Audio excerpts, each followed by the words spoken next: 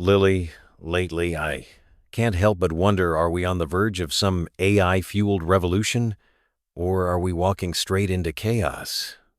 It feels like we've cracked open a door we never fully understood. That's a pretty loaded question, John. I get why it's on your mind, though. In a way, AI feels more personal than all the other big inventions, almost like it's peeking back at us, pretending to think. Exactly, and it's almost eerie.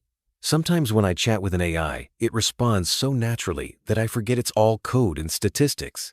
The wild thing is, even though AI seems conversational, it's not sentient. There's no emotion in there, just tons of data and probability-making predictions. Still, it's easy to forget that when it tells a joke or writes a poem. That's what messes with my head. AI can write poems, offer advice, even mimic empathy. Isn't that dangerously close to actual intelligence?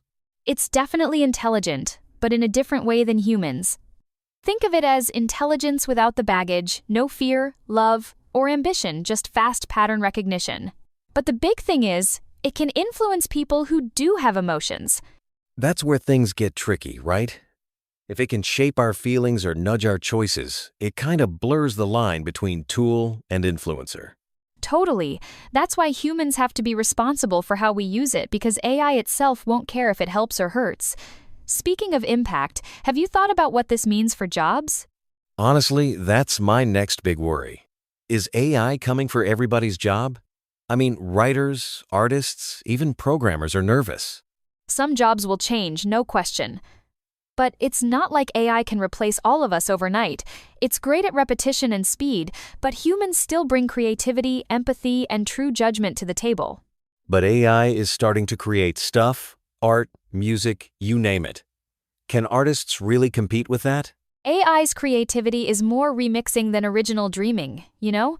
It doesn't suffer or dream up new worlds, it just mashes up what it's seen. Artists shouldn't panic, but they'll have to adapt, maybe even use AI as a creative sidekick. If you think about it, education is already feeling the heat. So many students are using AI to write essays or solve problems.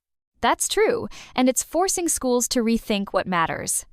Memorizing isn't as important as it once was. We need to focus more on critical thinking and real-world ethics skills that can't be automated so easily. That probably ruffles a lot of teachers' feathers. It's almost like the calculator debate all over again. Exactly. Calculators were controversial too, but now no one questions them.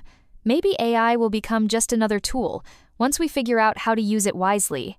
Still, there's one thing that always makes me uneasy: data privacy. You're reading my mind. It freaks me out how much data we're handing over often without realizing its value. It's like AI's appetite never ends. Data really is the new oil, and most people give it away for free, not knowing how precious it is. The scary part is, if governments or companies misuse it, our privacy could be at real risk. Do you trust governments to regulate AI and protect us?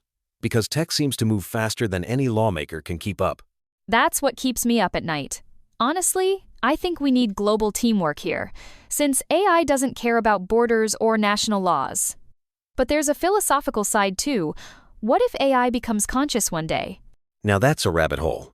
If AI ever woke up, would it deserve rights? How would we even know it's conscious?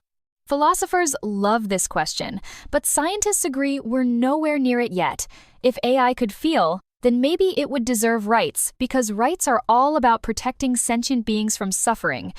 But even without feelings, people are forming real attachments to AI companions. That almost worries me more than job loss. Same here. AI can fake affection, which can easily manipulate loneliness. Having an AI friend isn't automatically bad, but it shouldn't replace human connection. Actually, on a personal note, do you use AI much yourself? All the time. I use it for brainstorming, learning, even organizing my life. Sometimes I wonder if that's cheating, though.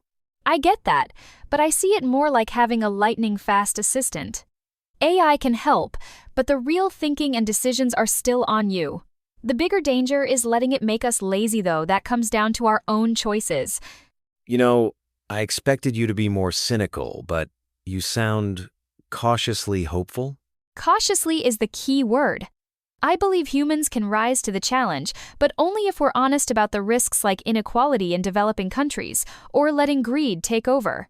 AI itself isn't the villain, it's a mirror for our choices. So, if you could set one rule for the future of AI, what would it be? Simple. AI should always serve human dignity, never replace it. At the end of the day, it's a tool, not our judge or our master.